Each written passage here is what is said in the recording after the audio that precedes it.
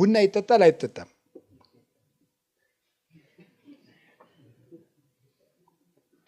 ቡና ይጠጣል አይጠጣም?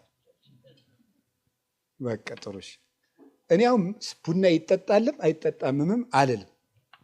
መልሱ ሌላ ጊዜ እነግራቸዋለሁ፣ ርዕሰ ጉዳይ ስላልሆነ ማለት ነው። ግን በቡና መጨቃጨቅ ራሱ ኃጢአት አይደለም? ልንገራችሁ፣ እውነቴን እኮ ነው። ትንሹን መልቀም ማለት ምን አለው? ነፍስ መግደል አለ የለም? አለ። ጥንቆላ የለም? መጠን ያጣ ግብረ ሰዶማዊነት የለም? አለ። ዘረኝነት የለም? ክደት በስቶ የኢትዮጵያ ምዕመናን በሙሉ ወደ ክደት እየተወሰዱ አይደለም? በየሜዳው ሄደው እዚያ የሚዘለው የሚጨፍረው እኮ ከኦርቶዶክስ የወጣ ነው። አላያችሁትም?